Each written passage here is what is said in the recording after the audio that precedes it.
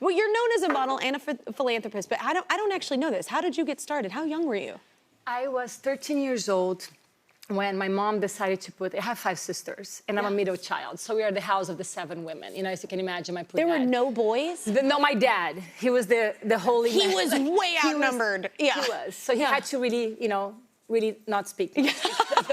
He will be really, you know, not in his favor. But we all loved him very much. So he's spoiled by all the ladies. But basically, you know, I was 5'10" when I was 13 years old. And I was always walking like this, you know, because I was embarrassed, you know, like I was a foot taller than every guy in my class. No, I have girlfriends that are tall like that, and they always felt like that, and I'm so short that I was like, oh, I've given everything. I mean, it's like, you know, there's always those things when Grass you're a teenager. is greener.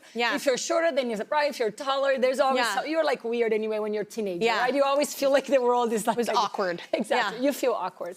So basically, you know, I was walking like this, and my mom was like, "Girls, you have to stand straight." And we were like, it was hard, especially for me because I was the tallest one in my family. I still am like over a foot taller than everybody. So she put us in this modeling contest, which in the end of it, it was like a course that every single one of our friends did. You know, this in China, my little village of 10,000 people. And then in the end, we were going to go to the mall. Like they have like a celebration for the end of the course. Yeah. That everyone would take the bus and go to Rio de Janeiro and São Paulo, which are the big cities. You know, they have malls and a play center, which was kind of like an amusement park. So we were all very excited. So we got to the bus.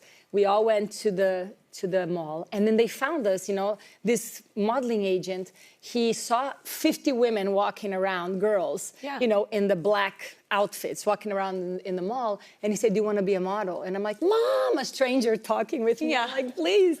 So my mom came in, and he's like, "Your daughter should be a model." So it was the first time in my life that I didn't feel awkward, because for everything else, I felt like I was like the ugly duckling. You know, I felt strange. I mean, besides volleyball, it was good to be tall for volleyball. Yeah, exactly. I played volleyball, and I only got to play backline, ma'am. You see how it is? I was the center because I was the tall girl. So, you know, there's good things, you know. Totally. There's 2 sides of it. You can reach all the shelves. That's awesome. Exactly. I'm good at reaching shelves. I'm good for that. So that's how it all started, basically on that mall when that guy saw me, like, so I was a foot taller, I guess, than everybody else that was there. So he saw me, he was like, "She should be a model." I was like, "Okay." And that's cool that something you were insecure about ended up being the kind of superpower for you in that situation. Isn't it funny? Yeah. So that's what happened. And the rest is history. That was almost 30 years ago. Wow. So it goes by fast.